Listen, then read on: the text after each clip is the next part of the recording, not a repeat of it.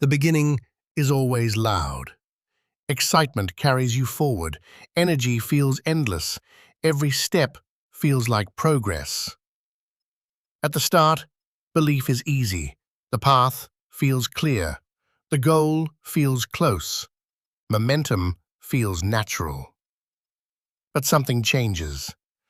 The path gets quiet. Results slow down. The visible progress disappears. The excitement fades. And suddenly, the journey feels different.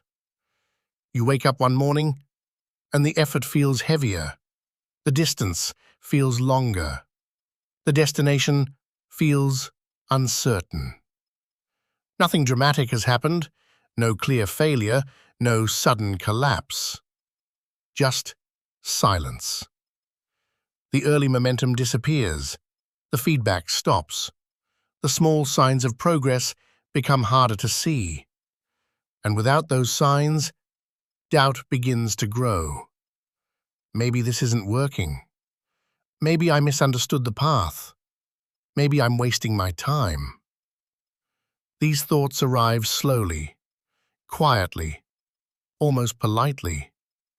They do not sound like quitting. They sound like reasoning. Your mind begins searching for evidence. Proof that the effort will eventually matter. Proof that the struggle is leading somewhere. But the middle of a difficult path rarely provides proof. Progress is often invisible during the longest part of the journey, and this invisibility creates a dangerous moment. Because the absence of progress feels like failure, even when it is not. This is where most people begin to lose hope, not because the goal became impossible, because the signs disappeared. The effort continues, but the reassurance is gone. And without reassurance, belief begins to weaken. The mind begins measuring the distance already traveled. It begins calculating the effort still required. It begins wondering whether the cost is worth it. These calculations rarely favor persistence, because the middle of any difficult pursuit looks uncertain. You cannot see the destination clearly. You cannot measure how close you are. You cannot confirm that the effort will eventually pay off. You are simply moving forward, without proof. And that uncertainty creates a quiet pressure. A pressure that asks a simple question. Why continue? The early excitement no longer answers that question. Motivation has already faded. The visible results are gone. The path feels endless. This is the moment when most journeys quietly end, not through dramatic failure, but through slow discouragement. The person who once felt unstoppable begins to hesitate. The effort becomes inconsistent. The belief becomes fragile. And slowly, the work begins to disappear. But this quiet stage is not the end of the path. It is the beginning of something else. The moment where hope stops being a feeling and begins becoming a discipline. When the path becomes uncertain, the mind begins negotiating. Not loudly, not dramatically, quietly. The voice does not say, "Quit." That would be too obvious. Instead, it suggests something softer. Maybe this isn't the right direction. Maybe you started too late. Maybe someone else is better suited for this. The thoughts sound reasonable. They sound thoughtful. They sound like careful evaluation. But beneath them is something simpler. The mind is trying to escape uncertainty. Because uncertainty is exhausting. It offers no guarantees, no reassurance, no clear signs that the struggle will eventually matter. And the human mind prefers clarity, even painful clarity. Failure is easier to process than endless uncertainty. So the mind begins searching for conclusions, explanations, reasons to step away from the path. This is where the internal conversation begins. You begin reviewing every decision that led you here. You begin questioning your ability. You begin wondering whether the goal was realistic. The questions feel intelligent, responsible, even wise. But they appear at a very specific moment. The moment when perseverance becomes difficult. The mind is not always searching for truth. Sometimes it is searching for relief. Relief from effort, relief from uncertainty, relief from the weight of continuing without visible progress. And negotiation offers that relief. Take a break. Reconsider the plan. Step away for a while. These suggestions feel harmless, temporary, but they begin to shift something important: momentum. Once momentum weakens, doubt becomes louder. The mind begins comparing your path to others. Someone else seems further ahead. Someone else seems more talented. Someone else appears to be progressing faster. And comparison creates a new question. Why am I struggling this much? This question is dangerous because it assumes the struggle means something is wrong. But struggle is the natural condition of meaningful work.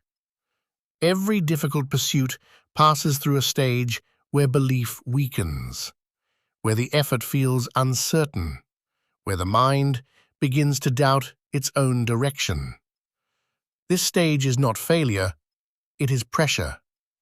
Pressure that reveals how fragile belief can be when it depends on emotion.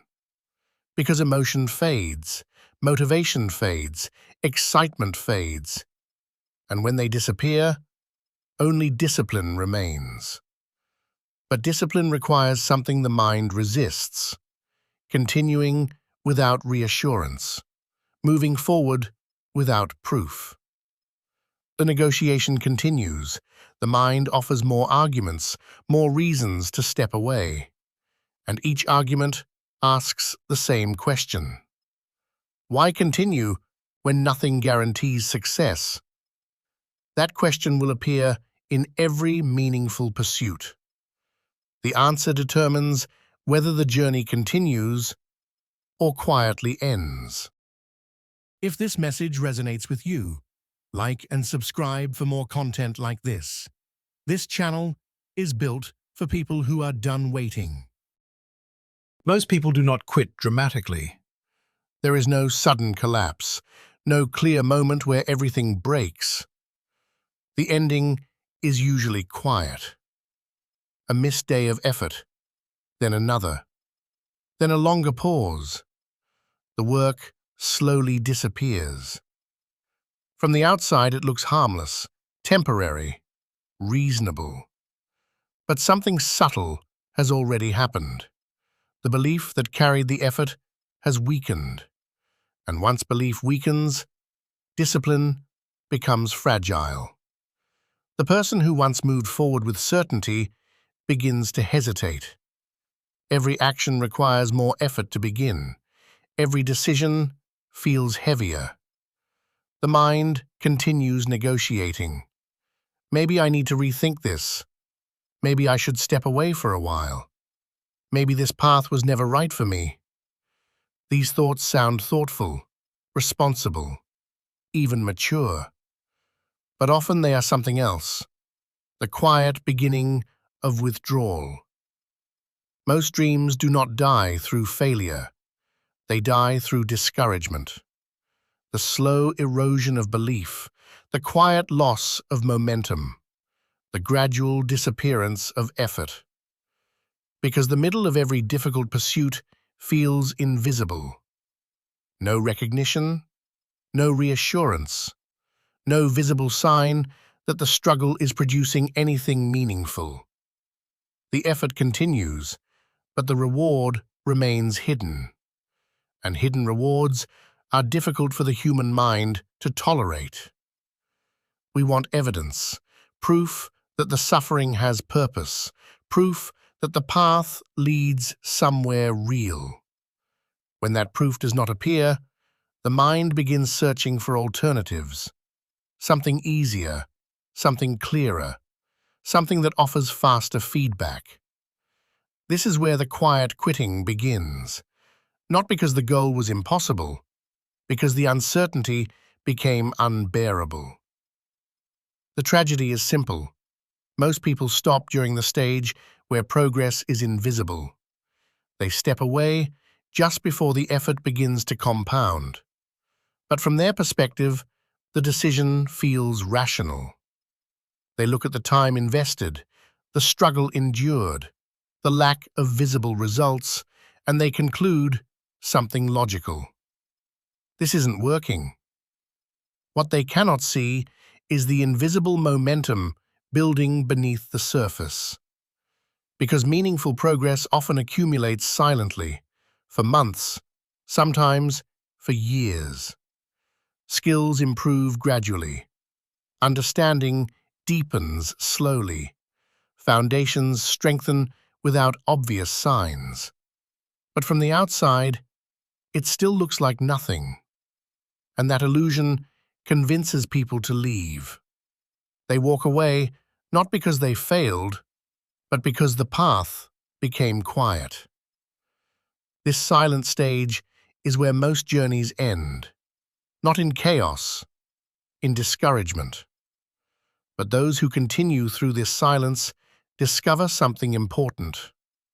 The quiet stage was never the end of the path. It was the entrance to the hardest part of it. Most people misunderstand hope.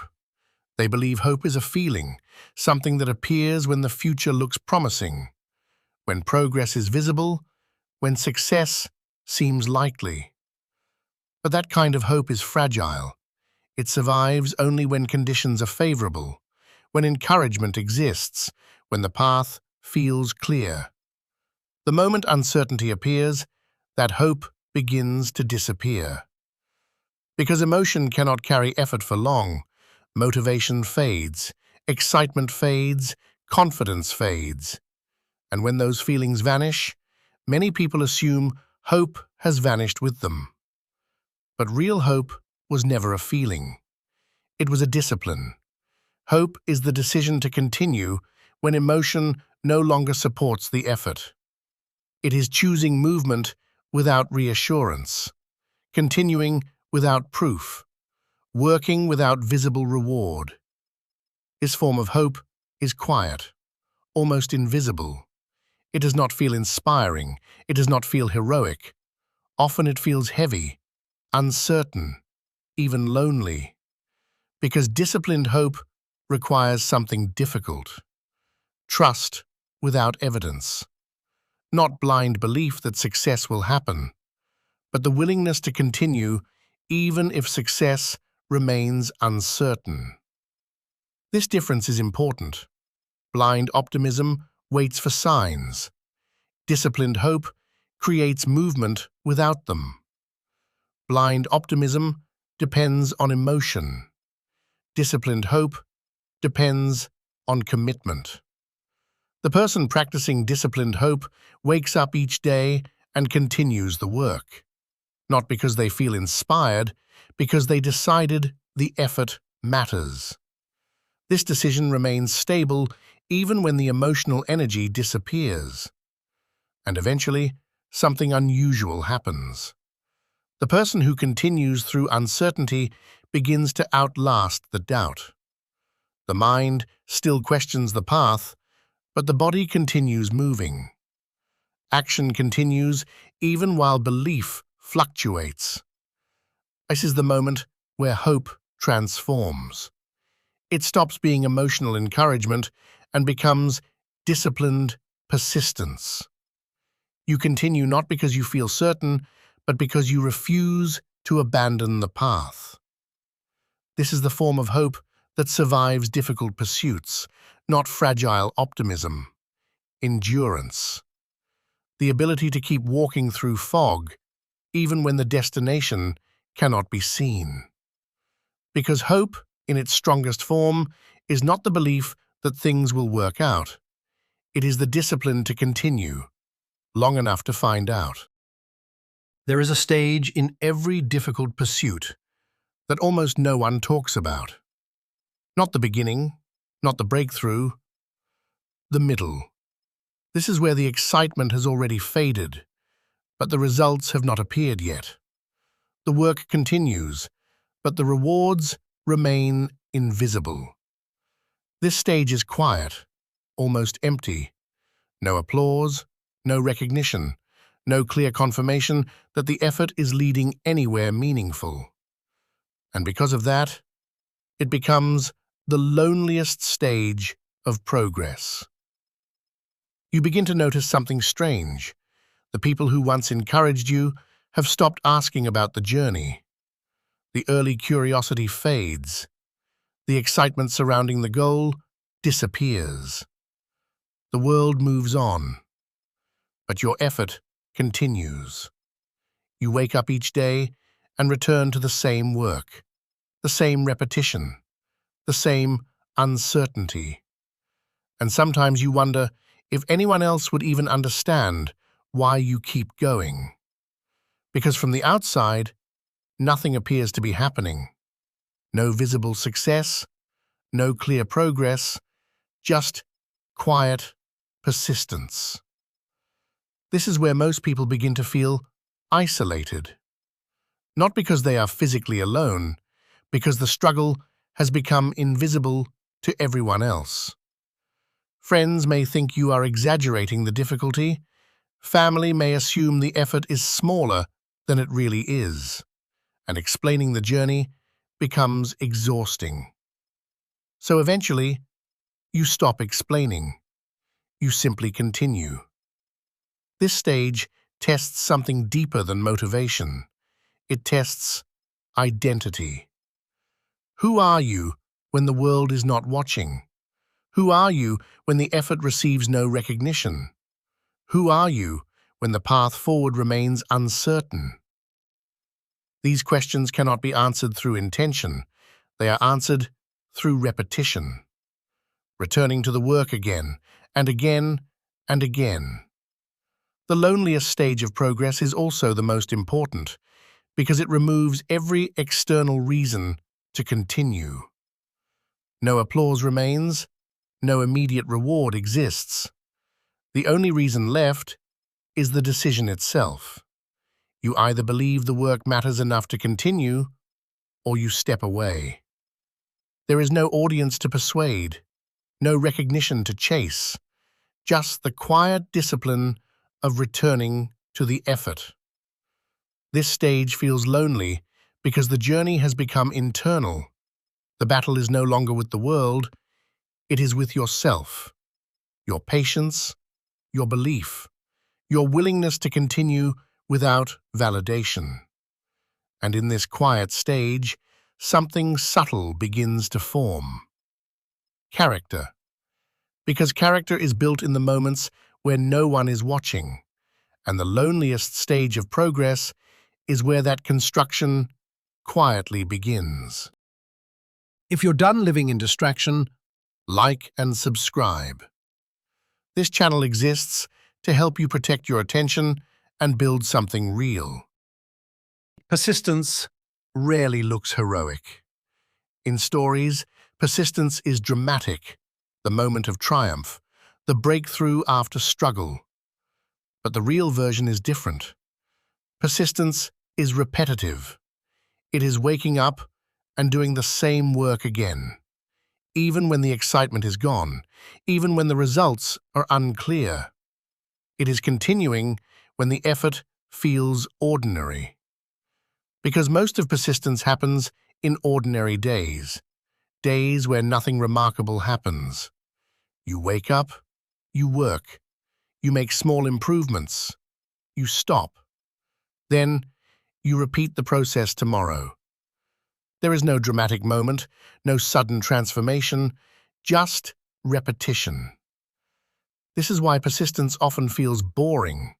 It lacks the emotional intensity people expect from meaningful pursuits. The work becomes routine, The progress becomes gradual. The effort becomes quiet. And quiet effort is difficult for the mind to respect. Because the mind prefers excitement, big milestones, visible victories. But persistence rarely offers those things immediately. Instead, it offers something slower: accumulation. Each day adds a small piece, a slightly improved skill, a slightly deeper understanding, a slightly stronger tolerance for difficulty. These changes are subtle, almost invisible from day to day, but over time, they compound. This is the secret most people misunderstand. Persistence does not rely on emotional intensity. It relies on stability, the ability to continue the work even when the emotional energy is gone, when belief feels weaker, when motivation feels quiet. The disciplined person does not wait for motivation to return. They build a rhythm that carries them forward regardless of how they feel. Work begins at the same time. Effort continues in the same direction. Progress grows slowly beneath the surface. Because persistence is not a single moment of determination. It is thousands of small decisions. Each day, you choose whether to return to the work. Each day, you choose whether to continue walking the path. Most of those days feel ordinary, but those ordinary days create extraordinary outcomes. The person who persists is not always the most talented, not always the most confident, not always the most motivated. They are simply the one who continues longer. And continuing longer allows the quiet power of accumulation to appear. Persistence is not dramatic. It is patient. It is repetitive. It is often boring. But inside that repetition, something powerful is forming. The foundation for the moment when the quiet effort finally begins to show. For a long time, nothing seems to change. The work continues, the repetition continues, the uncertainty continues.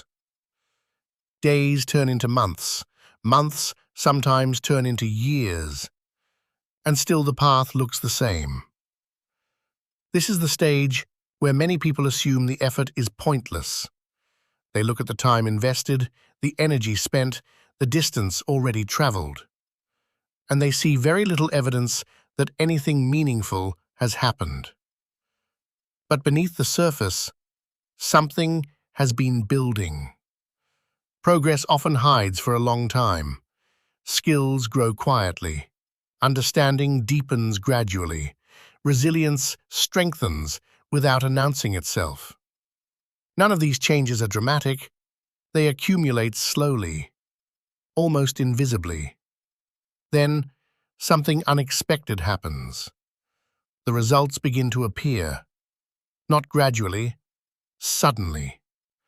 Opportunities appear that did not exist before.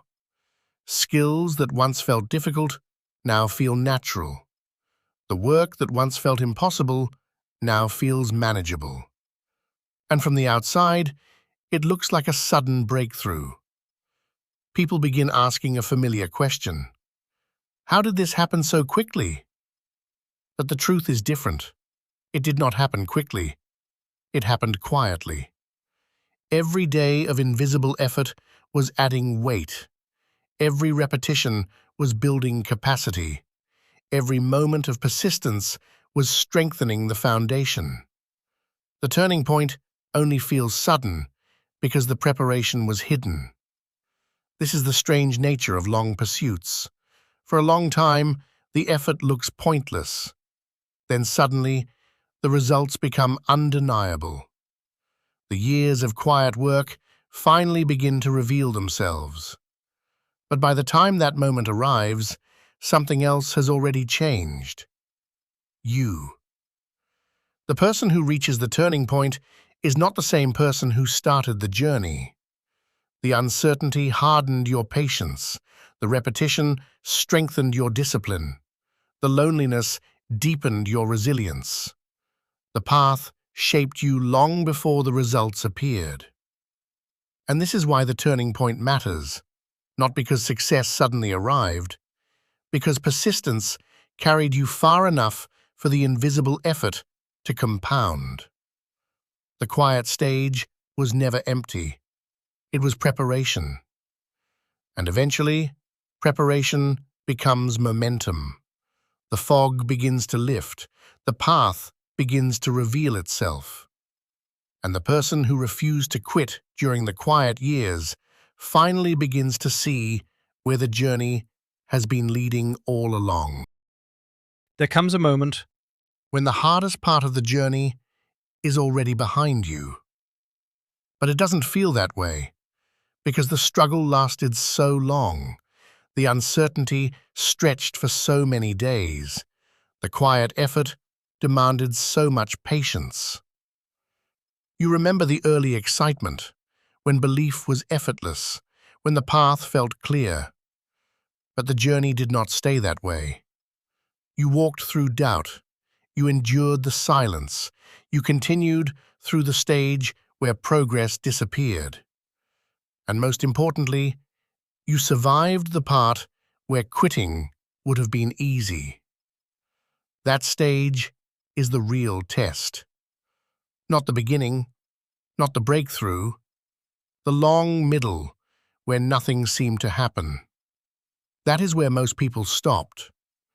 But you kept moving, even when belief was weak, even when motivation faded, even when the path felt uncertain.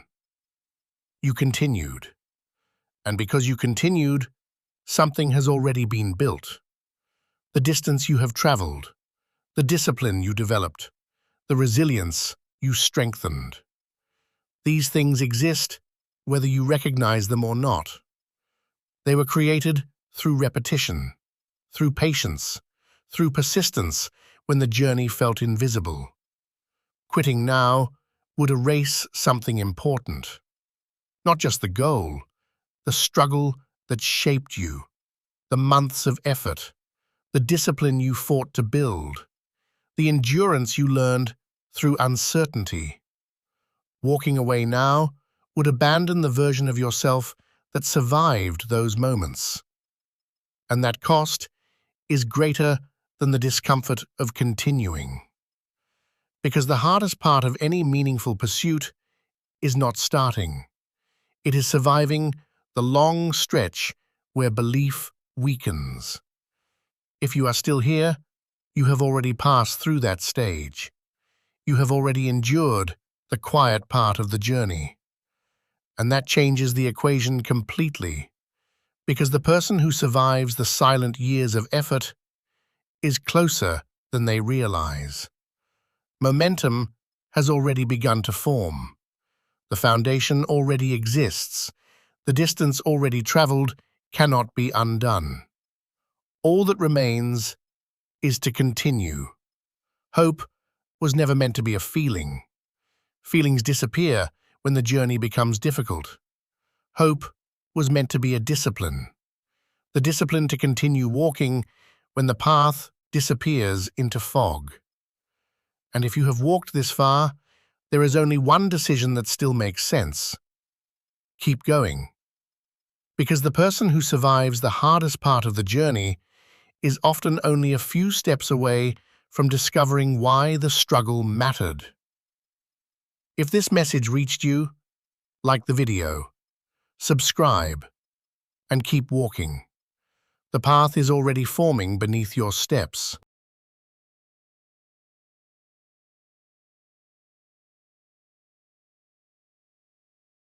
Most people believe danger means violence. They imagine aggression, noise, chaos. But real danger has nothing to do with that. A dangerous man is not loud. He is not reckless.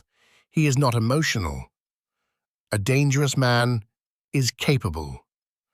Capable of discipline. Capable of restraint. Capable of action when action becomes necessary. And that is exactly what most people never become. Not because they lack intelligence, not because they lack potential, but because the world quietly trains them to be harmless. From the beginning, the message is subtle. Do not cause trouble. Do not stand out. Do not make people uncomfortable. Follow the rules. Stay in line. Be reasonable. And slowly, something begins to change inside a person. The instinct to push back disappears. The instinct to question fades. The instinct to confront difficulty weakens. Over time, most people become extremely good at one thing: compliance. They become polite, predictable, safe. And systems love safe people. Safe people do not disrupt structures. Safe people do not challenge authority. Safe people do not demand control over their own lives. They simply adapt. They learn to tolerate things they once would have resisted. They accept conditions they once would have rejected. They silence instincts that once would have protected them. And eventually, they forget those instincts ever existed. This is the quiet transformation most people never notice. It does not happen in one moment. It happens across years. A small compromise here, a silent acceptance there, another moment where speaking up feels inconvenient. And slowly, a person becomes easier to manage, easier to predict, easier to control. But something else disappears in the process: the edge, the quiet understanding that if necessary, you can push back, you can walk away, you can say no. Most people never develop that edge, because developing it requires something uncomfortable: conflict, discomfort, responsibility. It requires standing alone sometimes. It requires disappointing people. It requires refusing expectations that were placed on you. And most people would rather stay liked than become formidable. So they choose safety. They choose acceptance. They choose predictability. And without realizing it, they trade away the one thing that makes a human being difficult to control: the capacity to become dangerous.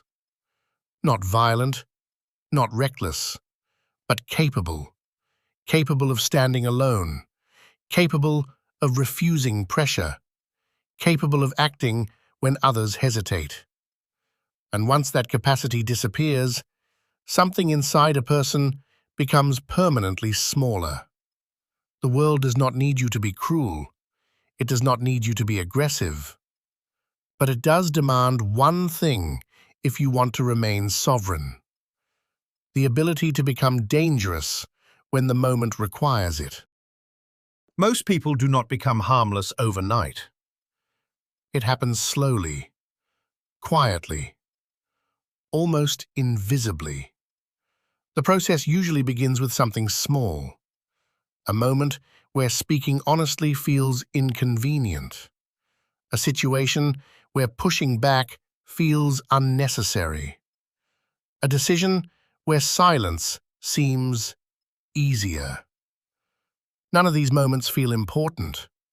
They look ordinary, even responsible. But every one of those moments carries a choice: maintain your edge or smooth it away. Most people smooth it away, not because they are weak, but because they are trying to avoid friction. Human beings are deeply sensitive to approval. We want to be accepted. We want to belong. So when tension appears, the instinct is to resolve it quickly, to restore comfort. But comfort can quietly become a leash. When approval becomes important enough, behavior begins to change around it. Opinions soften, boundaries weaken. A person starts asking different questions, not, "Is this right?" but, "Will this upset someone?" Once that shift happens, the internal structure begins to change. Convictions become flexible, disagreements become private, resistance becomes rare.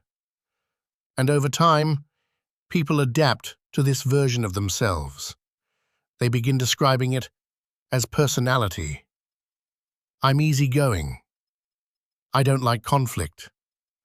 I prefer to keep things peaceful. And sometimes that is true, but often it hides something else. A quiet loss of personal authority. Authority does not mean dominance. It does not mean aggression. It simply means you are capable of holding your ground, capable of refusing pressure, capable of saying no, capable of stepping away when necessary. But when a person practices avoidance long enough, those abilities weaken. Not dramatically, gradually. The mind begins filtering its own impulses. That might cause problems. That might create tension. That might make things uncomfortable. So the impulse disappears. The question stays unspoken. The boundary stays undefended. And eventually, the person stops noticing the difference. Because when something fades slowly enough, it feels normal. A life without resistance begins to feel stable, predictable, safe. But safety without strength has a hidden cost. It removes the possibility of becoming dangerous, not violent, not reckless, but capable. Capable of standing alone when necessary, capable of refusing pressure, capable of disrupting expectations. Most people never develop that capacity, not because they cannot, but because comfort quietly replaces it. And once a person becomes predictable, manageable, safe, the edge disappears. If this message resonates with you, Like and subscribe for more content like this. This channel is built for people who want control over their focus, not constant noise. at some point, People begin to notice something. Life starts feeling directed, not forced, but guided, expected. Paths appear, roles appear. Decisions start to feel pre-made. Do this. Follow that. Stay inside these limits. Most people move along those paths without questioning them. Not because they are incapable of questioning, but because questioning introduces friction. And friction makes life harder. So people adapt. They follow expectations. They accept structures. They move through the systems built around them. For a while, this feels normal, stable, predictable. But eventually, something begins to feel off. A quiet question appears. A small moment of hesitation. Why? That question is more powerful than it looks, because once it appears, other questions follow. Who decided this? Do I actually want this? And this is where the fracture begins. For the first time, a person begins noticing pressure, expectations, invisible limits. They start realizing something important. Many of the paths around them were not chosen. They were suggested, encouraged, sometimes quietly enforced. And seeing that creates tension, because awareness changes the situation. Once you see a pattern, you cannot pretend it is not there. Now a decision appears. Continue following the current, or begin resisting it. And resistance comes with a cost. Comfort begins to fade. Approval becomes uncertain. People may question your decisions. People may push you back toward familiar paths, not always with bad intentions, often with concern, often with advice. But the effect is the same. Pressure appears. Pressure to return to what is predictable, to what is comfortable, to what is expected. And this is where most people step back. Remaining agreeable feels easier. Remaining predictable feels safer. Remaining harmless feels stable. So they quiet the questions again. They return to the path, and the moment passes. But for the few who do not step back, something changes. They begin recognizing their own agency, their own ability to decide, their own ability to refuse. And once a person understands that, the possibility of becoming dangerous appears. Not violent, not reckless, but independent. And independence is where real power begins. Most people believe strength comes from comfort, from stability, from having everything under control. But real strength rarely develops in comfortable places. It forms where friction exists, where resistance appears. Because strength is not built by avoiding difficulty, it is built by confronting it. And this is where the path begins to separate. Most people continue searching for comfort. They organize their lives around reducing pressure, reducing tension, reducing uncertainty. At first, that seems logical. Life feels smoother, more manageable. But something important begins to fade. The ability to endure discomfort. The ability to tolerate pressure. The ability to remain steady when things become difficult.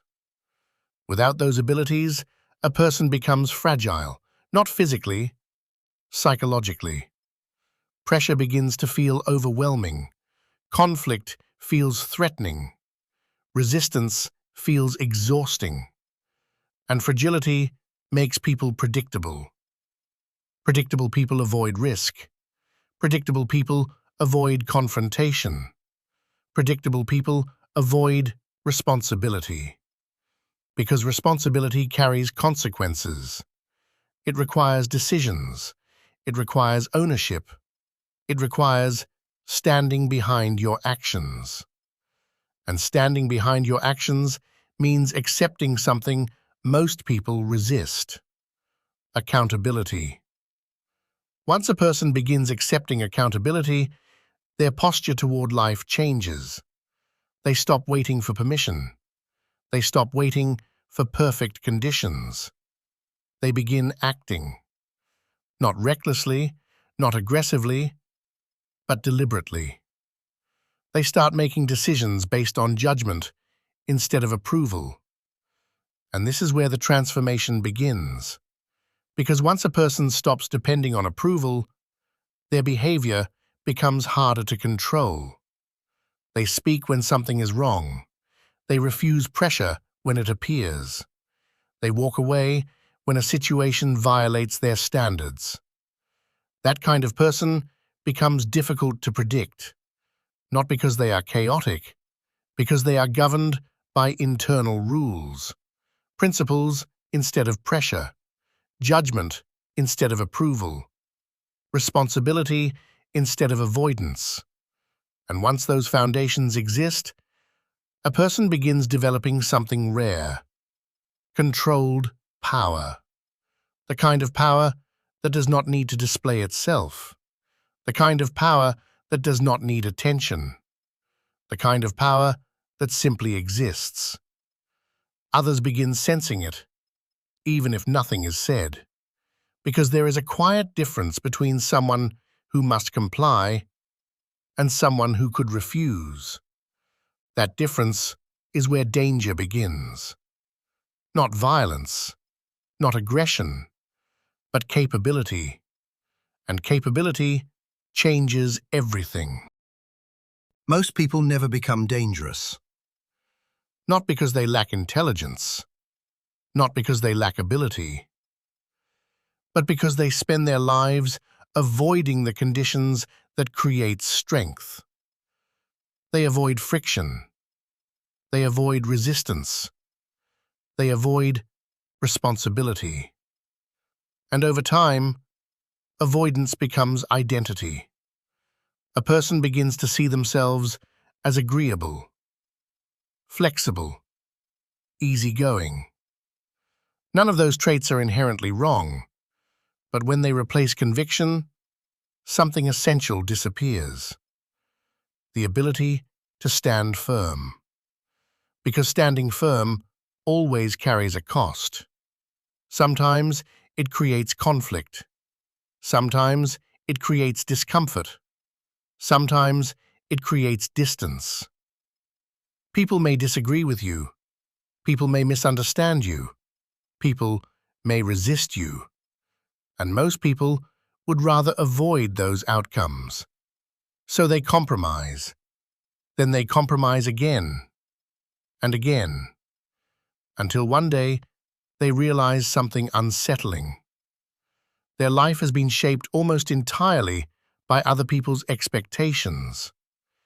This realization arrives quietly, often later than people expect. A moment where you recognize how many decisions were guided by comfort, how many paths were followed because they were safe, and how rarely you chose resistance. But the story does not end there, because the capacity to change that pattern always exists. It begins with something simple: accepting responsibility for your own direction. Not blaming the system, not blaming circumstances, not blaming other people, but deciding that from this moment forward, your actions belong to you. That decision changes how you move through the world. You stop seeking permission. You stop waiting for approval. You stop shaping your choices around comfort. Instead, you begin asking a different question. What is correct? Not what is easy, not what is popular. What is correct? And once a person begins living that way, their posture changes. They speak clearly. They act deliberately. They hold their ground when pressure appears. People notice the difference. Not because the person becomes aggressive, not because they seek confrontation, but because they are no longer easy to move. That is what danger really means. A person who cannot be quietly shaped. A person who cannot be easily directed. A person who cannot be reduced by pressure. Not violent, not reckless, but capable. Capable of discipline. Capable of restraint. Capable of action when action becomes necessary. That is the kind of strength most people never develop, because it demands responsibility. It demands discomfort. It demands courage. But for those willing to accept those conditions, something rare appears. A mind that cannot be easily controlled. And that is where real power begins. If this message resonated with you, like the video and subscribe. The work of building that strength has only begun.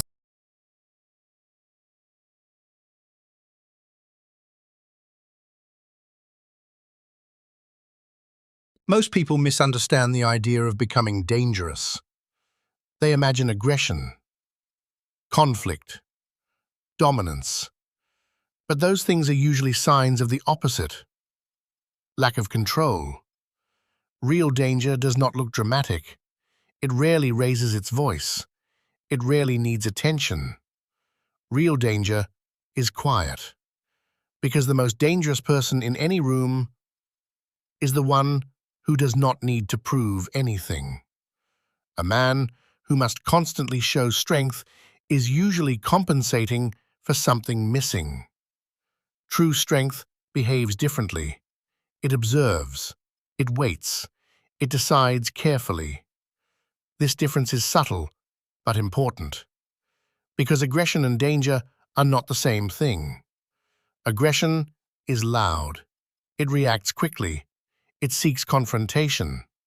Danger, on the other hand, is controlled. It understands consequences. It understands timing. It understands restraint. And restraint requires strength. Anyone can act impulsively. Anyone can lose control. Anyone can react emotionally. But remaining composed under pressure, that requires discipline.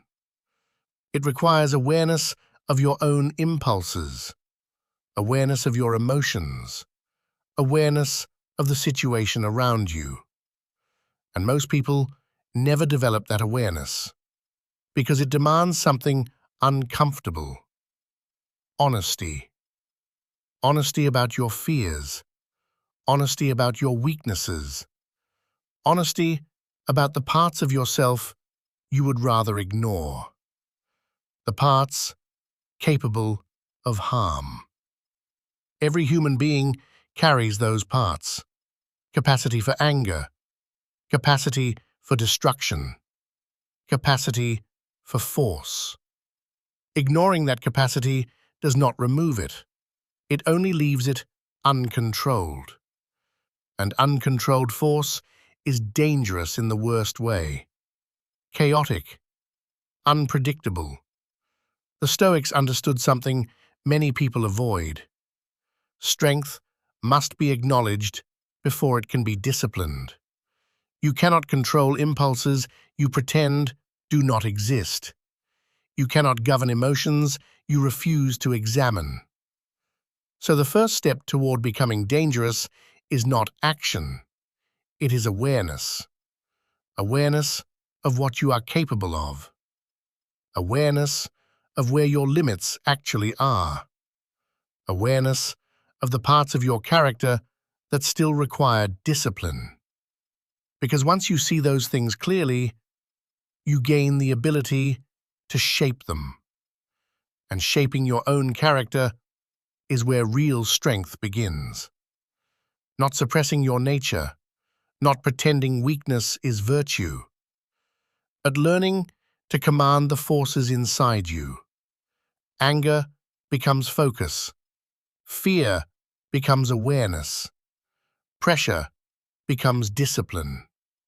And when a person reaches that point, their presence changes. They move with control. They speak with intention. They do not react impulsively because they understand something most people never learn. Power without control is weakness. But controlled power is what makes someone truly dangerous. Once a person understands the difference between aggression and danger, another challenge appears. Facing their own capability. Most people never do this, not because they lack strength, but because the idea of their own power makes them uncomfortable. They prefer seeing themselves as harmless, predictable, safe. It feels morally correct, even virtuous. But harmlessness is not the same as virtue. Virtue requires choice. Harmlessness often comes from lack of ability. A person who cannot cause damage is not demonstrating restraint. They are simply limited. Real restraint only exists when capability is present. This is why disciplined people develop strength before they emphasize control. They build capacity, physical capacity, mental capacity, the ability to endure pressure, the ability to remain calm in conflict, the ability to act when action becomes necessary. But this stage creates internal tension, because capability changes how you see yourself. You begin recognizing your potential for force, your ability to disrupt situations, your ability to resist pressure. For many people, That realization is unsettling. They worry about misusing it. They worry about becoming someone they dislike. So they avoid developing that capacity entirely. But avoiding strength does not create morality. It creates fragility. Because a fragile person cannot protect themselves. They cannot defend others. They cannot withstand pressure when it arrives. And pressure always arrives eventually. Life does not remain peaceful forever. Situations become difficult. People become hostile. Decisions become complicated. In those moments, harmlessness provides no protection. Only capability does. Capability combined with discipline. That combination is where controlled danger appears. A person who can act but chooses restraint. A person who can push back but understands timing. A person who does not fear conflict, yet does not seek it. This balance is difficult to develop. It requires self-observation. It requires discipline. It requires repeated exposure to pressure. But once it exists, fear begins to lose its control over you. Because fear often comes from uncertainty. Uncertainty about what you are capable of doing. Uncertainty about how you would respond. Capability removes much of that uncertainty. You begin trusting your ability to handle difficult situations, to remain steady when pressure rises, to make decisions when others hesitate. And once that confidence appears, something inside you becomes difficult to control. Not your behavior, your independence.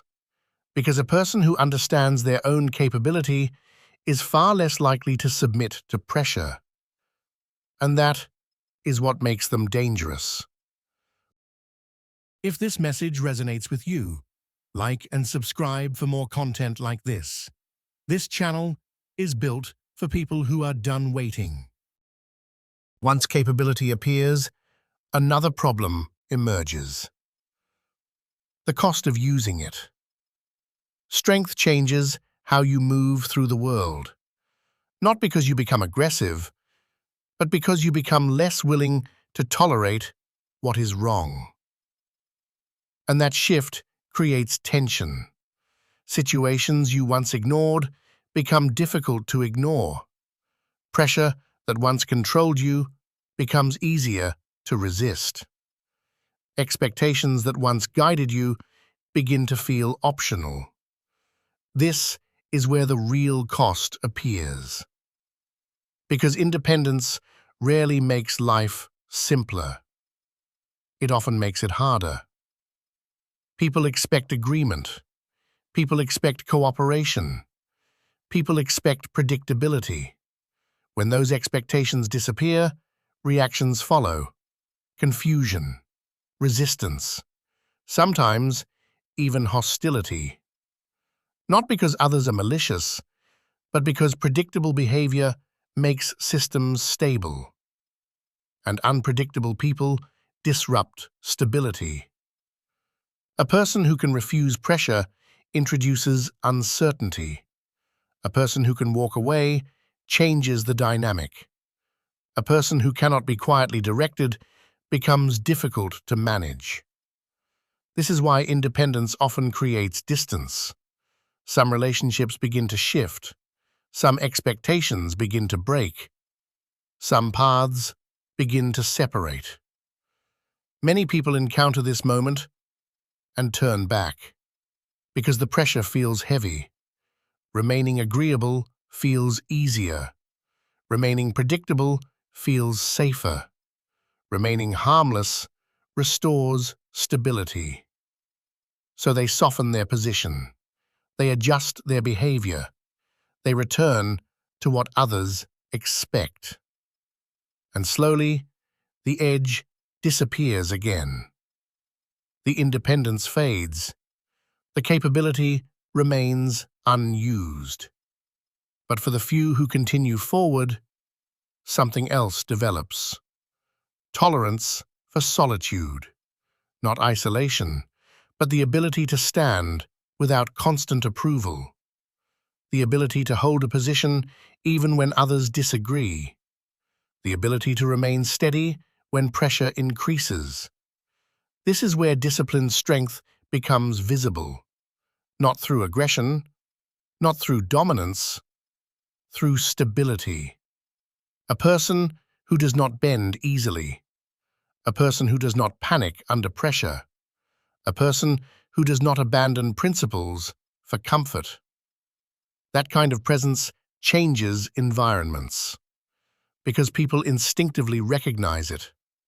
Someone who cannot be easily moved, someone who cannot be quietly shaped, someone capable of acting when necessary. And that capability carries weight, not because it is displayed, but because it exists. And once it exists, the world begins responding to you differently, There is a point where strength stops being theory and becomes responsibility. Up until this moment, most of the work has been internal.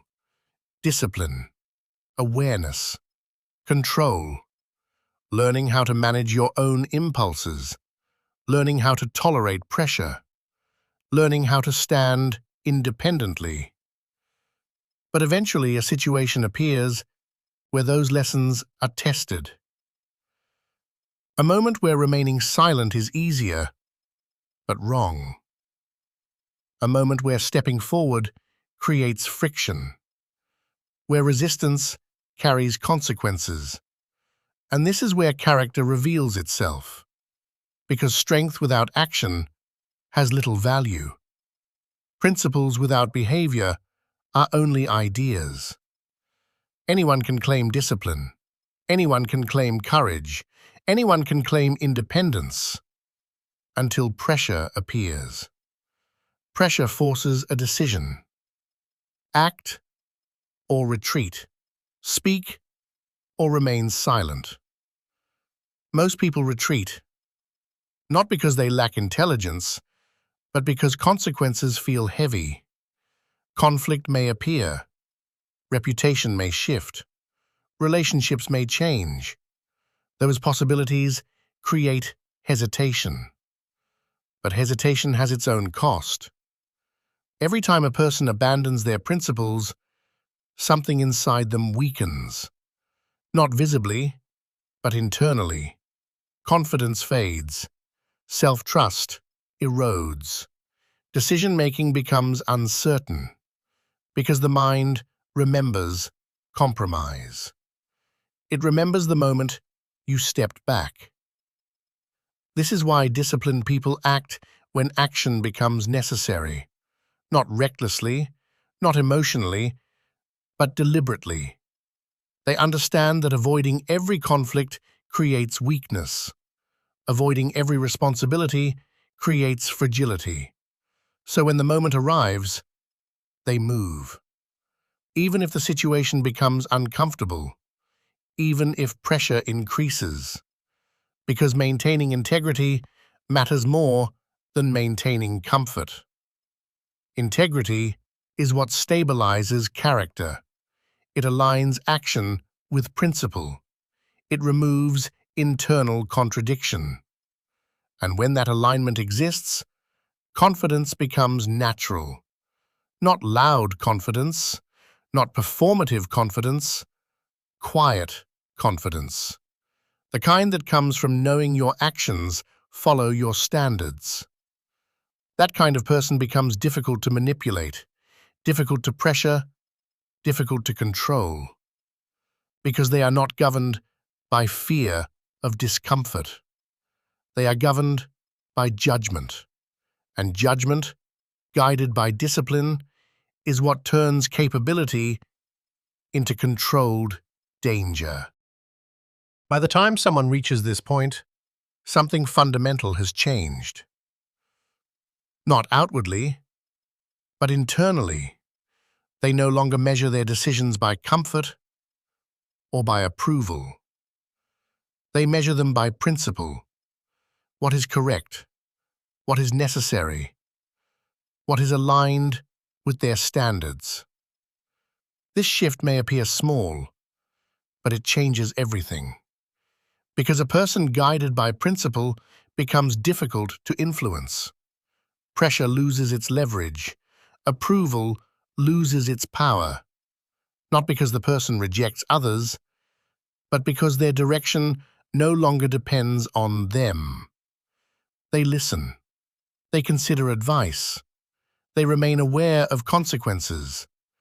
But the final decision remains their own. And that independence creates a different kind of presence. A presence that does not bend easily. A presence that does not panic under pressure. A presence that does not abandon principles for convenience. People sense that stability, even without explanation, even without confrontation, because there is a quiet difference between someone who must comply and someone who could refuse.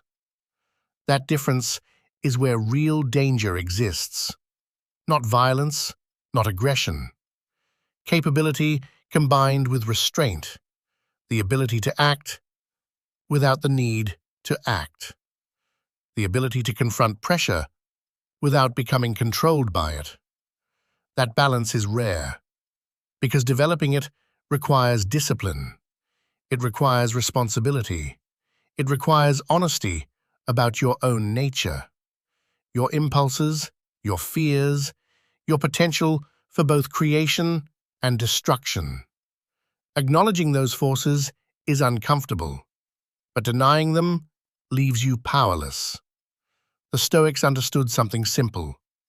Strength must be governed, but it must exist first. Without strength, restraint is meaningless.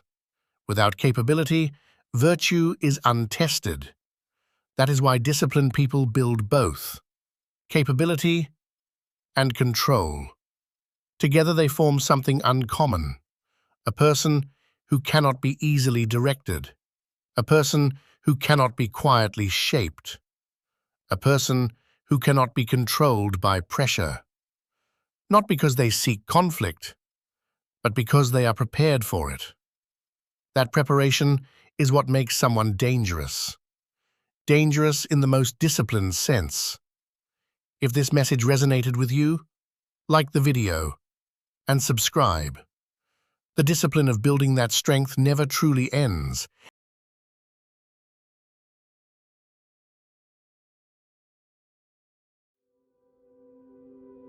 The world is full of currencies. Money, status, recognition, influence.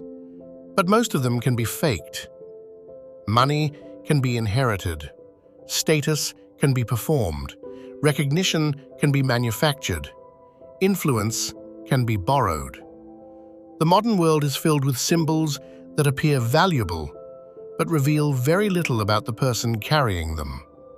Titles suggest authority. Images suggest success. Words suggest intelligence. But appearances are easy to construct. Effort is different. Effort cannot be convincingly imitated for long. You can pretend to know something, but sustained work will expose the truth. You can pretend to be disciplined, but repetition will reveal the gap. You can pretend to be strong, but resistance will test that claim. Work is where illusions collapse.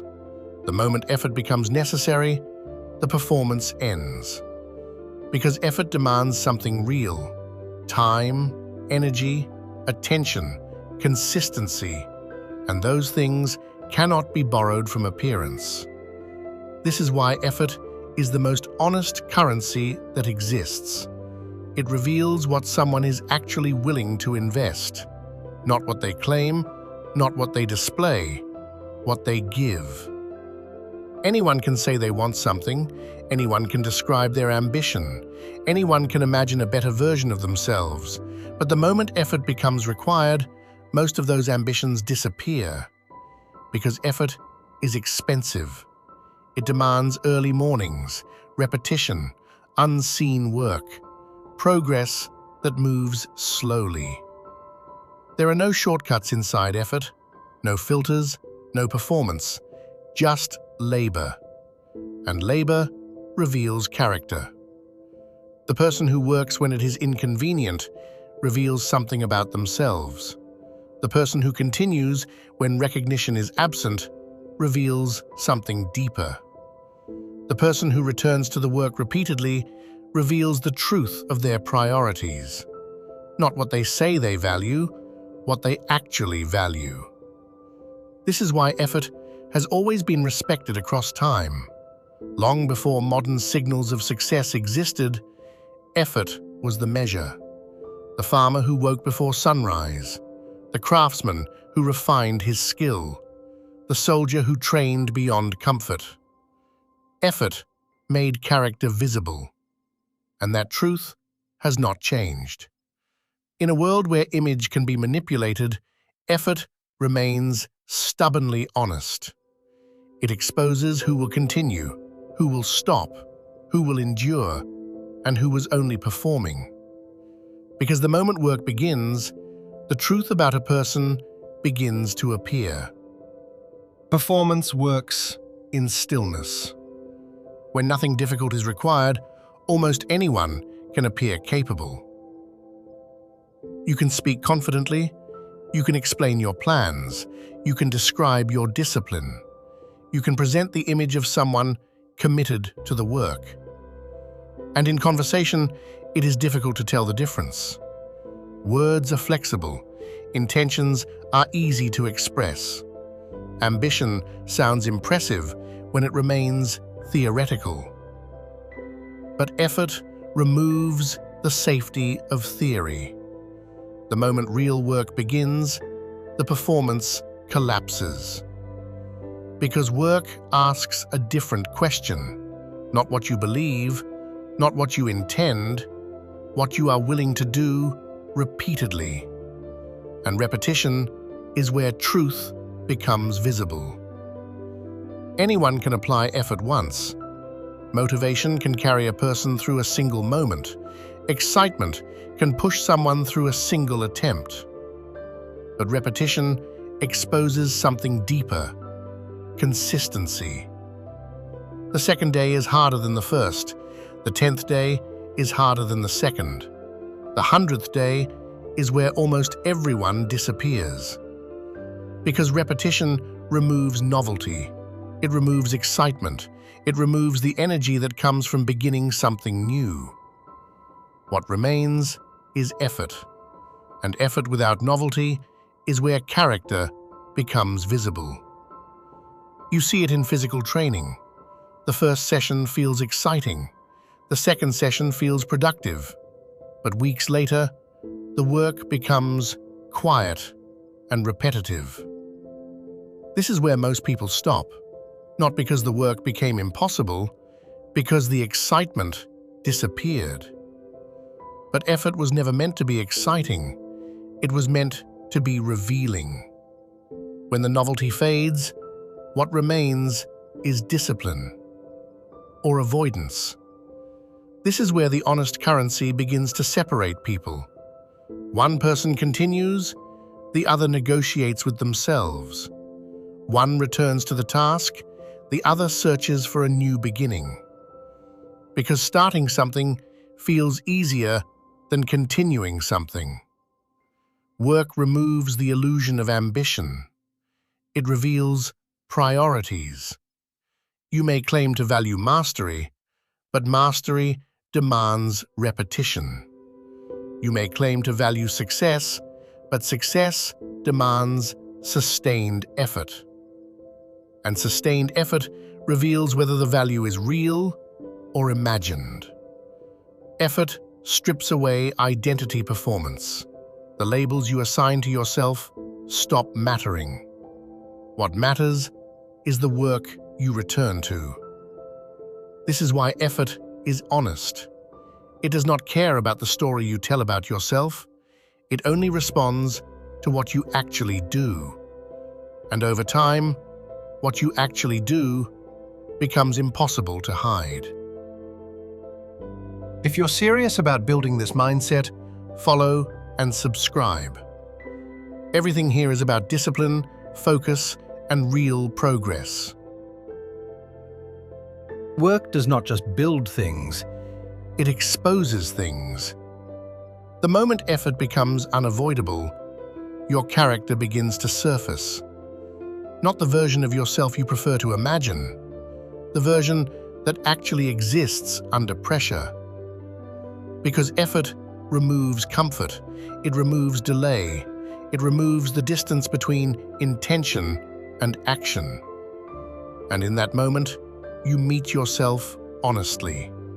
You discover how quickly frustration appears, how easily distraction pulls your attention, how often the mind searches for an exit. Work reveals the negotiation that lives inside you. I'll finish later. This is enough for today. I'll return when I feel more motivated. These thoughts appear naturally, almost automatically. But effort forces a confrontation. Will you follow the negotiation or move through it? The answer reveals something about your discipline. Work also exposes patience, the ability to tolerate slow progress, the ability to repeat something imperfectly while improving, the ability to continue when visible results are absent. Because real work rarely produces immediate reward. And when reward is delayed, most people withdraw their effort. They begin searching for something easier, something faster, something that produces recognition sooner. But that search reveals a truth. Their priority was not the work, it was the reward. Effort separates those two motivations. One person continues because the work itself matters. Another person stops because the reward arrived too slowly. This is why effort is such an honest currency. It reveals what someone is willing to endure for what they claim to value. You may say discipline matters, but discipline is proven through repetition. You may say growth matters, but growth is proven through effort under resistance. Words cannot prove these things. Work can. Over time, effort produces a quiet clarity. You begin to see patterns in yourself, where you hesitate, where you avoid, where you persist. Work becomes a mirror, not a flattering one, an honest one. And that honesty is uncomfortable because it removes the ability to pretend. You cannot hide from effort. It will eventually reveal the gap between who you believe you are and what you actually do. But that revelation is valuable because once the truth becomes visible, change becomes possible. Effort does not simply create results. It exposes the person responsible for those results. And that exposure is where real development begins. Effort is honest, but honesty is uncomfortable. Because effort removes the distance between who you imagine yourself to be and who you actually are. When work begins, there is nowhere to hide, no reputation, no explanation, no performance. Only the action itself. And the action answers the question, will you continue or stop? That answer becomes visible quickly. The person who values comfort withdraws. The person who values recognition waits for reward. But the person who values growth continues.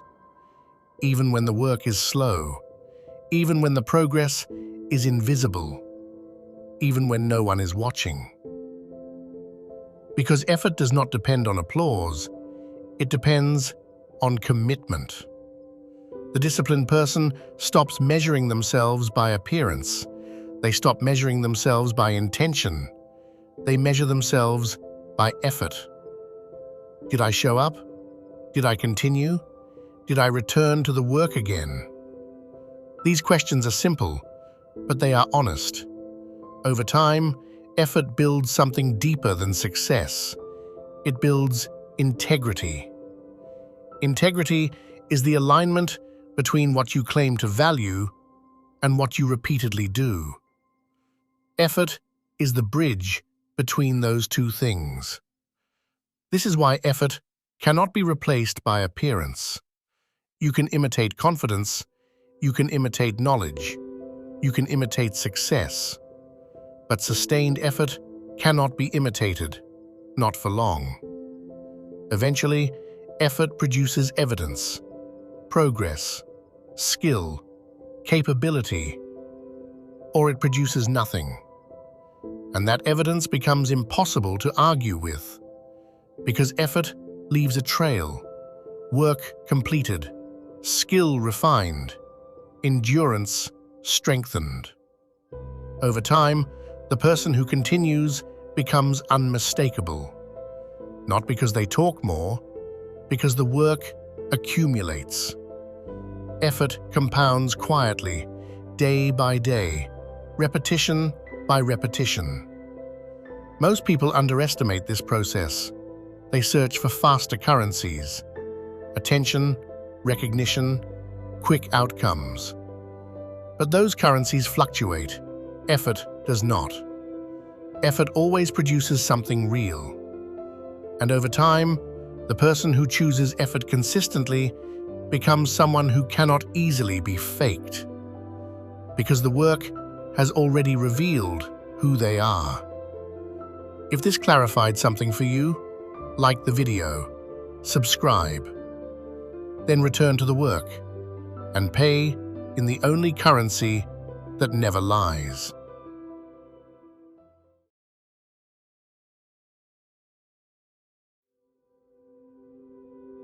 It is easy to believe things about yourself. You can believe you are disciplined. You can believe you are determined.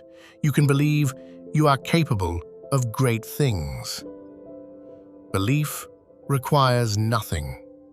The moment work begins, belief is no longer enough. Work asks a different question. Not what you think about yourself, what you are willing to endure.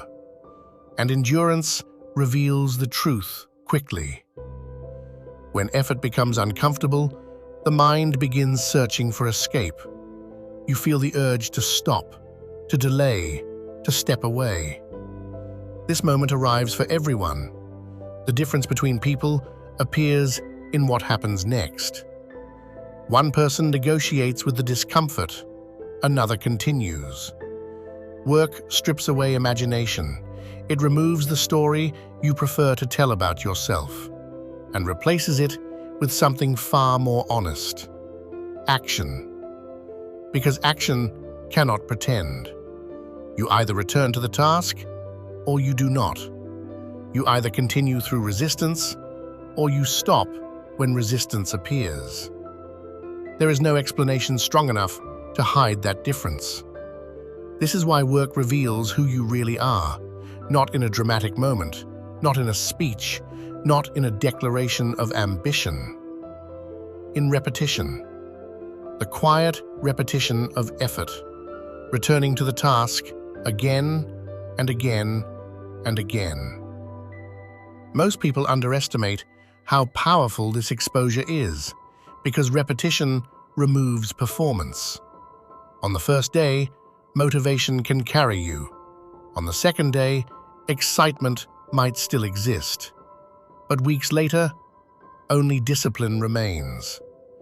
And discipline exposes character. When the work becomes repetitive, boring, slow, the truth begins to surface.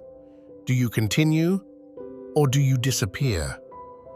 The answer reveals more about you than any goal you claim to have, because ambition without effort is imagination, and imagination cannot produce results. Work confronts you with something unavoidable, your real priorities. If the work matters enough, you continue. If it does not, you leave.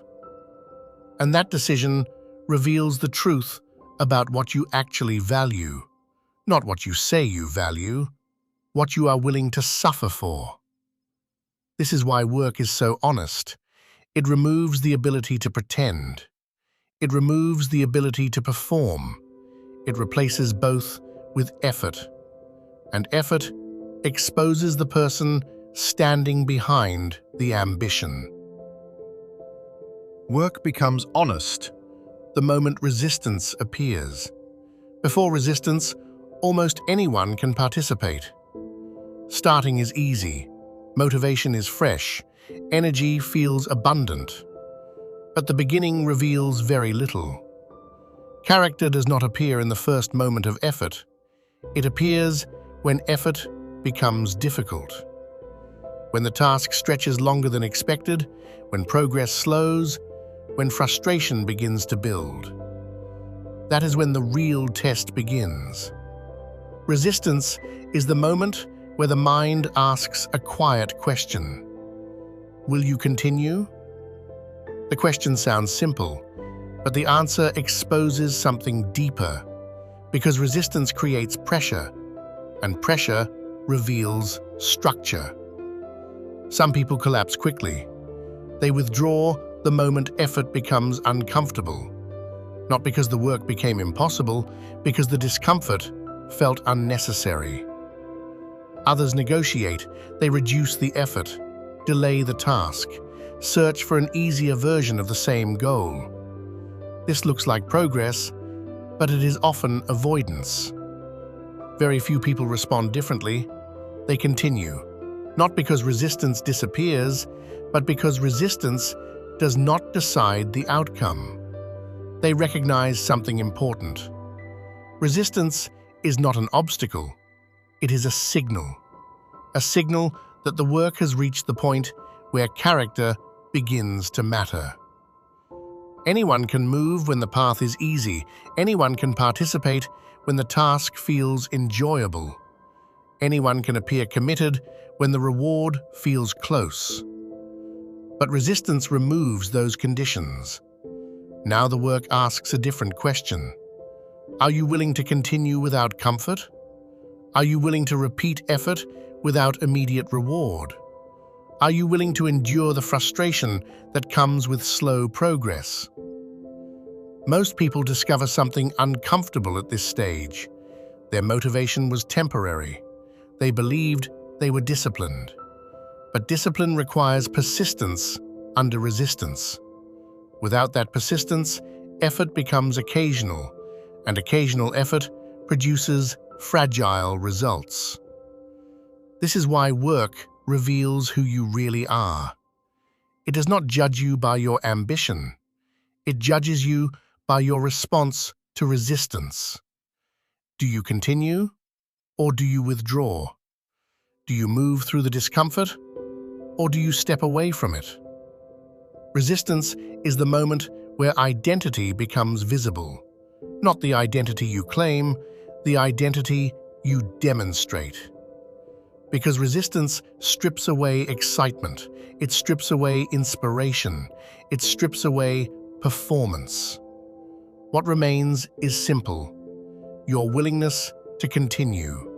And that willingness reveals your character with brutal honesty. If you're serious about building this mindset, Follow and subscribe. Everything here is about discipline, focus, and real progress. Work reveals character, but so does avoidance. Most people believe their identity is defined by what they attempt, but it is often defined by what they avoid. The task you delay, the effort you postpone, the discomfort you refuse to face. These moments reveal priorities with perfect clarity. Because avoidance is rarely random. You do not avoid what truly matters to you. You avoid what demands effort you are not willing to give. And that truth becomes visible through repetition. One task returns again and again. It waits quietly, day after day. Each time you promise to begin, each time you delay, the pattern begins to form. You tell yourself the work is important, but your behavior reveals something else. This is why work is such an honest mirror. It does not measure intention, it measures action. You may believe you value discipline, but discipline appears through repetition.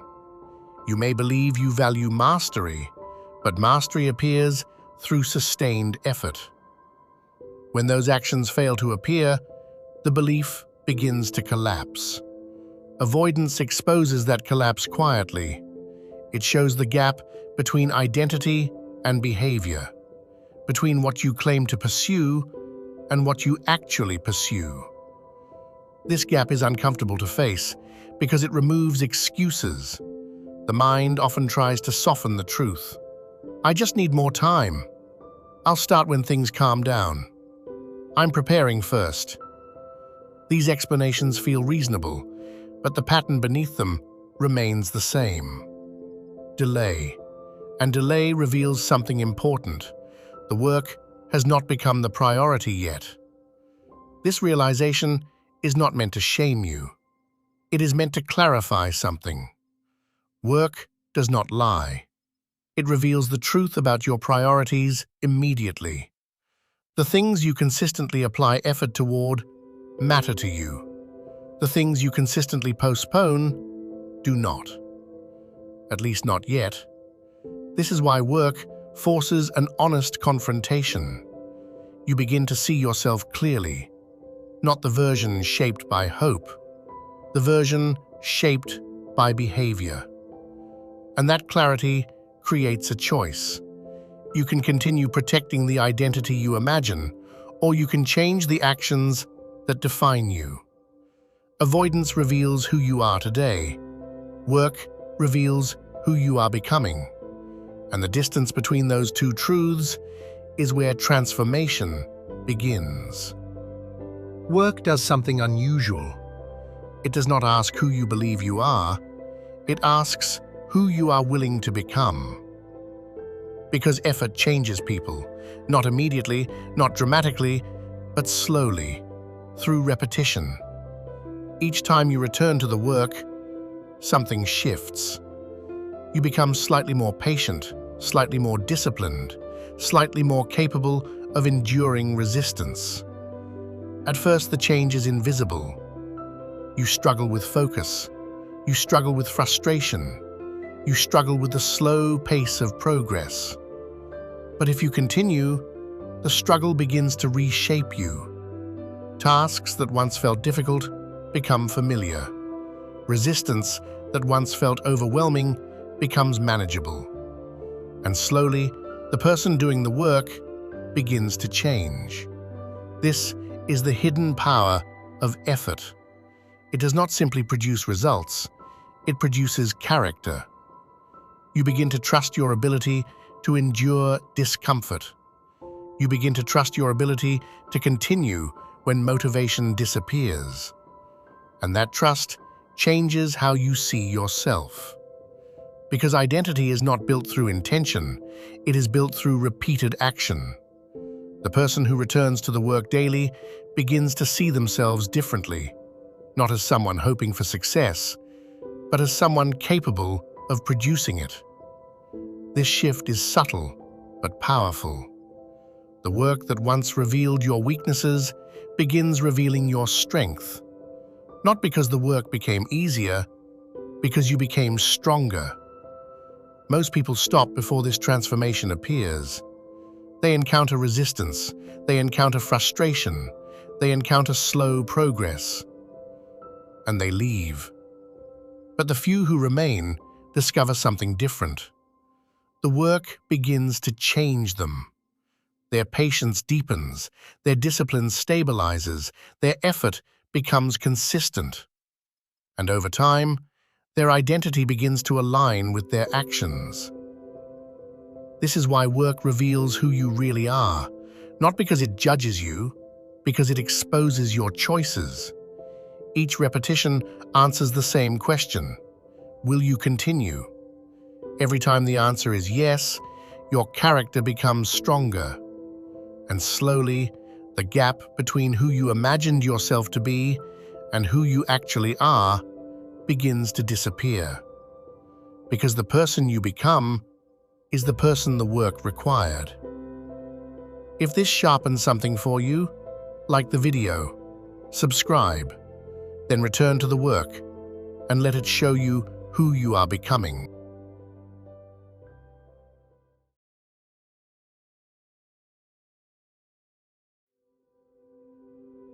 Most people believe they are tired. But often they are not. They are resisting. Real exhaustion is physical. Your body slows, your muscles weaken, your focus fades. But the fatigue most people feel appears at very specific moments. When the work becomes uncomfortable, when the task requires discipline, when effort must begin. Suddenly the mind says something familiar. You're tired. But watch what happens next. A message appears on your phone. A new distraction arrives. Something entertaining presents itself. And the fatigue disappears. Energy returns instantly. Attention sharpens. Curiosity wakes up. That was not exhaustion. It was avoidance. The mind is skilled at protecting itself from effort. When a task feels demanding, it begins negotiating. Start later. Do it tomorrow. You deserve a break. These phrases sound reasonable. They sound compassionate. They sound logical. But they are often nothing more than resistance speaking politely. Discipline requires seeing through this illusion, understanding that the first wave of fatigue is often psychological, not physical. Your mind senses discomfort ahead, so it produces hesitation. The hesitation arrives disguised as tiredness. The moment before effort is where the negotiation begins. You feel the resistance. You hear the excuses. You feel the pull toward delay. Most people stop here. They accept the negotiation. They postpone the action. But every time that happens, discipline weakens. Because the mind learns something important. If it argues long enough, you will listen. And once the mind learns that negotiation works, it begins negotiating more often. Small tasks feel heavier. Starting feels harder. Effort begins to feel rare. Not because your capacity disappeared, because resistance was rewarded. The disciplined person understands this pattern. They recognize the moment the mind begins bargaining, and they do something simple. They move anyway. Not because the resistance disappears, because they refuse to negotiate with it. Most of the time, you are not tired. You are standing at the edge of effort, and your mind is asking for permission to avoid it. The mind rarely refuses effort directly. It negotiates. Very rarely does the mind say, "Do nothing." Instead, it proposes a compromise. Start later. Just today. You deserve a break. Each suggestion sounds reasonable. Each one feels harmless. But these negotiations follow a pattern. They appear at the exact moment effort is required. Before the workout begins, before the difficult conversation, before the task that demands focus. That is when the bargaining starts. The mind begins presenting options. Rest instead. Delay instead. Choose something easier. The negotiation is subtle. It does not sound like weakness. It sounds like logic. I'll be more productive tomorrow. I'm not in the right mindset today. I need to recharge first. These arguments feel convincing because the mind knows exactly how to persuade you. It speaks in your voice. It uses your reasoning. It presents comfort as intelligence. But discipline recognizes the pattern. The moment negotiation begins, action must begin. If you wait for the negotiation to end, you will wait forever. Because the mind is skilled at extending the conversation. One excuse becomes another, one delay becomes the next. Soon the task moves from today to tomorrow, then to next week, and eventually it disappears completely. This is how discipline quietly erodes, not through dramatic failure, through small negotiations. Each accepted excuse strengthens the habit of avoidance. Each delay teaches the mind something dangerous. If resistance appears, you will obey it. Over time, the negotiation becomes automatic. You feel discomfort. Your mind offers relief. You accept the offer, and the cycle repeats. The disciplined person breaks the cycle early, not by winning the argument, but by refusing to have it. They do not debate the voice. They do not reason with the resistance. They begin the action. Once movement begins, the negotiation weakens. Once effort starts, the resistance fades. Because the mind can argue against effort, but it struggles to argue against momentum. This is the quiet skill of discipline. Not eliminating resistance, acting before resistance can persuade you. The negotiation will always appear. The difference is whether you listen to it or move past it. If you're done living in distraction, Like and subscribe. This channel exists to help you protect your attention and build something real. negotiation feels harmless. It feels temporary. Just one delay, just one exception, just one moment of rest. But discipline is not destroyed in large moments. It erodes through small permissions. Each time you accept the negotiation, you reinforce the habit of avoidance. The mind remembers the outcome. Resistance appears. You listen. The task disappears. And the mind learns something dangerous. Avoidance works. Once this pattern is learned, resistance grows stronger. Tasks feel heavier before they even begin. Effort feels larger than it actually is. Starting feels more difficult each time. Not because the task changed, because your response to resistance did. When negotiation becomes normal, momentum disappears. You spend more time thinking about effort than actually applying it. Your energy goes into internal debate instead of action. I'll do it later. I need to prepare first. I should wait for the right moment. These thoughts feel productive, but they create paralysis. Because preparation becomes postponement, and postponement becomes identity. You begin to see yourself as someone who intends to act, but rarely begins. Plans grow larger. Action grows smaller. Over time, this gap becomes painful. You know what you should be doing, but starting feels harder than ever. Not because you lack ability, because you trained your mind to negotiate. The cost of negotiation is not only delay, it is self-trust. Each time you promise yourself action, then accept avoidance, you weaken the relationship with your own word. You say you will start, but you postpone. You say you will push through, but you negotiate. Eventually, your own mind stops believing you. This is where discipline collapses. Not through exhaustion, through broken promises to yourself. Once self-trust disappears, resistance feels stronger, because your mind expects you to give in. It knows the pattern. It has seen the outcome. And so, the negotiation begins earlier, louder, more convincing, until effort feels impossible. The tragedy is simple. Most people are capable of the work, but they lose to the conversation before the work begins.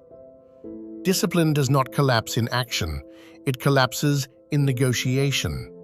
and most people lose the battle before they ever start. Resistance will always appear. No matter how disciplined you become, no matter how clear the goal is, no matter how important the task feels, the voice will still arrive. It will offer the same suggestions. Later, tomorrow, just rest today. The negotiation never disappears.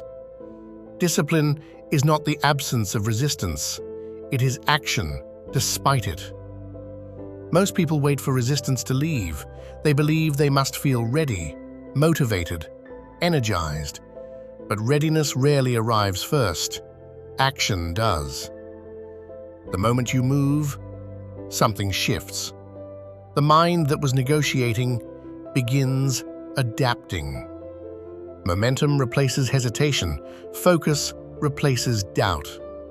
Because resistance thrives in stillness. It weakens in motion. The disciplined person understands this. They do not wait for the internal debate to finish. They interrupt it with action. One step, one task, one beginning. Once the first movement happens, the negotiation loses power. Your mind cannot easily argue against what is already happening. When effort begins, resistance fades into the background. Over time, this pattern builds something powerful: self-trust. You promise action, then you act. You encounter resistance, then you move anyway. Each repetition strengthens the relationship with your own word. Your mind learns something new. Resistance will not stop you. Eventually, the negotiation changes. It becomes shorter, quieter, less convincing. Not because the mind stopped protecting comfort, because you stopped obeying it. Discipline is not loud. It is quiet consistency. Action taken despite hesitation, movement taken despite doubt. The difference between those who drift and those who progress is simple. One group negotiates with resistance. The other moves through it. Most of the time, you are not tired. You are standing at the edge of effort, and discipline is the step forward.